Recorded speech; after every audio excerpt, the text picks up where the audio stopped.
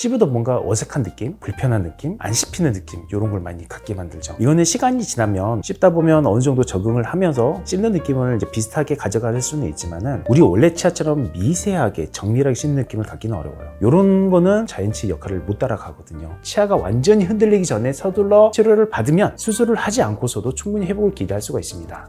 이미 늦지 않았을까 하고 망설이고 계신 분들이 있다면 하루라도 빨리 치과를 찾아주시라고 권해드리고 싶습니다. 안녕하세요. 여러분의 치아를 리셋해드리는 부산 리셋치과 대표 원장 나인차입니다. 혹시 잇몸뼈는 한번 녹으면 다시 안 돌아온다는 말 들어보신 적 있으신가요? 그렇게 알고 계신 분들이 정말 많으시죠? 오늘은 그 상식을 깬 실제 사례를 하나 소개해드리려고 합니다. 잇몸뼈가 심하게 내려앉았던 치아가 시술치료 후에 어떻게 회복되었는지 한번 보여드릴게요. 자연치아가 잇몸병이 생겨서 쉽게 발치하고 임플란트 하는 경우가 많은데 쉽게 포기하지 않으셔도 됩니다. 오늘은 제가 그 방법을 제대로 한번 알려드릴게요. 끝까지 영상 함께 해주세요. 바로 가시죠.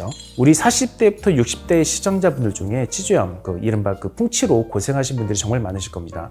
저도 초기 치주염이 좀 있으니까 거의 다 있으실 거예요. 치주염이 진행이 되면 치아를 붙잡고 있는 잇몸뼈가 녹아서 치아가 흔들리고 빠질 위험이 이제 높아지는 거죠. 문제는 이 치주염이 서서히 진행되면서도 통증이 없어요. 통증이 없다 보니까 모르는 사이에 악화되기가 쉬운 거예요. 한참 방치하다가 치과에 오랜만에 오시면 이미 잇몸뼈가 많이 녹아가지고 없어진 경우가 흔합니다. 이때 많은 환자분들이 뼈가 이렇게 없으니 치아를 바로 빼고 임플란트를 해야 되나 이런 걱정을 많이 하시는데, 흔히 잇몸뼈가 한번 녹아버리면 자연적으로 회복되지 않는다고 많이 이제 생각하시기 때문이에요. 하지만 이제 모든 경우가 그렇지는 않아요. 잇몸뼈가 이게 많이 소실되어 있다 하더라도 올바른 치주 치료와 관리가 잘 된다면 자연 치아를 지킬 수 있는 경우도 분명 존재합니다. 요즘에 이제 임플란트가 워낙 많이 시행이 되고 임플란트 기술도 많이 발전을 했죠. 하지만 이제 임플란트가 아무리 좋아지고 기술이 발전을 해도 우리 자연 치아를 대체할 수 없는 부분이 분명히 존재해요. 그 가장 큰 부분 중 하나가 그 자연 치아에 있는 치주 인대의 역할인데, 이 치주 인대의 역할은 치아를 붙잡아준 용도도 있고 치아의 충격 흡수 역할도 있지만, 임플란트가 대체할 수 없는 역할 중 가장 큰 것 중 하나가 치아에 씹는 느낌이라 생각을 해요. 우리가 꽉 물을 때 치아 씹는 느낌 있잖아요. 그 씹는 느낌을 잘 느끼게 만들어주는데,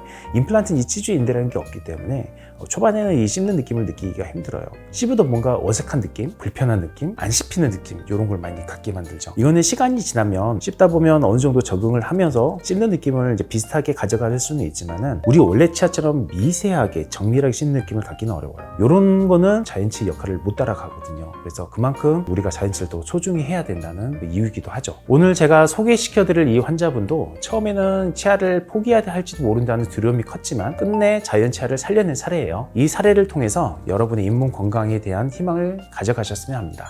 이 환자분은 이제 잇몸 치료를 해가지고 이제 성공적으로 유지 잘 된 그런 케이스인데요. 50대 여성 환자분이에요. 저희 병원 이제 처음 오셨을 때 이제 사진이고요. 보면 지금 이제 임플란트가 이렇게 돼 있는데, 요건 제가 이제 10년 전에 했던 임플란트입니다. 이 환자분한테. 원래 제일 처음에 이 환자분은 여기서부터 여기까지 쭉 한 덩어리로 연결된 보철을 가지고 계셨어요.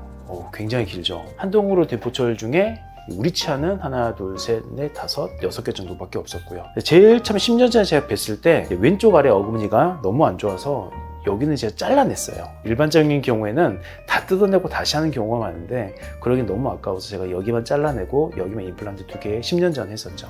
지금 아주 잘 쓰고 계시죠. 그동안에 이제 제가 병원을 이제 여기로 옮기면서 통 못 뺐다가 뭔가 잇몸이 좀 안 좋아지셔서 이제 저한테 다시 찾아오신 분이에요. 다시 뵈면서 임플란트는 잘 있었는데 오른쪽 아래 어금니 여기에 이제 이렇게 염증이 진행이 좀 돼 있죠. 뼈가 좀 녹아 있어요.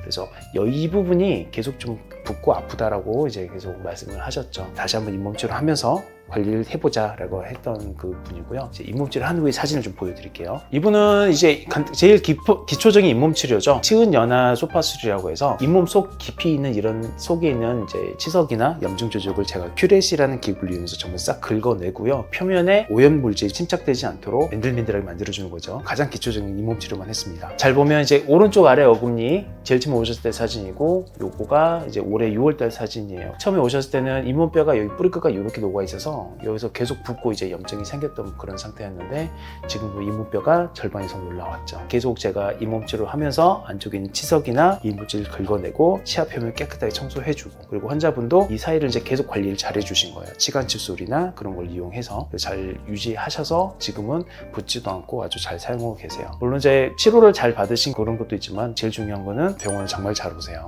약속될 때 꼭 오시고 관리 잘 하셔서 지금까지 하나도 안 빼고 잘 쓰고 계신 경우입니다. 그래서 이렇게 가장 기초적인 잇몸 치료라도 이렇게 잘만 받아주시면 안 빼도 되고요. 이렇게 잘 유지해서 사용하실 수가 있는 거예요. 이런 치아는 관리 잘 하시면 평생 쓸 수 있습니다. 항상 드리는 말씀이지만 정기적인 관리와 적절한 시기의 처치, 이게 정말 중요합니다. 이번에 이제 40대 남성 환자분이세요. 전형적인 우리나라의 40대 남성 환자분들이 그렇듯이 시간도 없고 바쁘시고 열심히 이렇게 사시는 그런 남성분이시죠. 이렇게 열심히 이제 시간이 없고 열심히 사시는 분들의 특징이 관리가 정말 어렵습니다. 낼 시간도 없고 항상 바쁘셔서 병원 잘 못 오시고 그러다 보니까 이렇게 치아도 많이 빠지시고 있는 치아도 잇몸병이 많이 진행이 됐고요. 처음 오셨을 때 사진인데 예전에 하셨던 임플란트에도 이렇게 염증이 진행이 좀 돼 있죠. 저 치료 계획은 일단 안 좋은 치아는 이제 임플란트 들어가고 안이 빠진 데도 임플란트 들어가고 여기 없는 데도 임플란트가 들어가겠죠. 나머지 치아들은 최대한 살리면서 왼쪽 아래에 있는 이 임플란트도 염증이 많이 진행돼 있지만은 이것도 안 빼고 가능한 염증치로 더 해서 살려보는 계획을 잡았어요. 이분은 이제 바쁘셔서 자주는 못 오셨어요, 사실은. 근데 오실 때마다 이제 많이 좀 진행을 하고 환자분한테도 관리가 정말 중요하니까 관리 열심히 해달라 계속 말씀을 드렸던 그런 케이스입니다. 이분도 이제 잇몸치료 전후를 제가 비교해서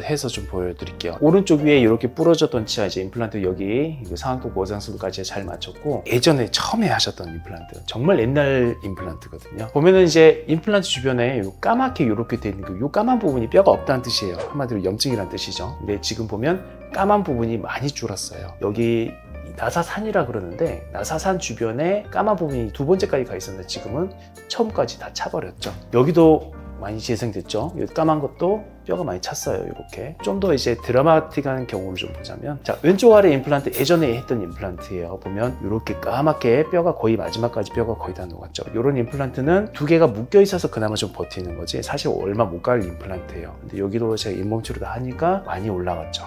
이렇게 개선이 됩니다. 사실 이거는 치과 의사들 사이에서도 임플란트 주변 염증은 잇몸 치료만 해서는 개선이 안 된다고 많이 생각을 하시는데 저도 그 의견에 뭐 100% 동의는 아니지만 어느 정도 동의는 합니다. 왜냐면 임플란트 주변은 염증이 생기면 뼈가 다시 재생이 정말 어려운 경우가 많거든요. 자연치보다 훨씬 어렵습니다. 뼈 구조상. 근데 적절하게 치료하고 관리만 잘하면 이렇게 다 죽어가는 임플란트도 이런 식으로 새 생명을 얻을 수가 있는 거죠. 임플란트 주변 염증 생겼다고 해서 쉽게 빼버리고 다시 하거나 그러지 마시고 한 번쯤 이렇게 관리하면서 치료를 해보시는 것도 좋은 방법이라는 생각이 듭니다. 이분도 이제 가장 기초적인 잇몸 치료를 하셨어요. 임플란트 주변에도 이런 사이사이 이제 치석이라든지 이물질이 끼기 때문에 이런 걸 제가 싹 제거를 하는 그런 치료를 했습니다. 필요하면 레이저로 이제 소독도 한 번씩 하고요. 그렇게 치료를 해서 많이 개선된 경우입니다.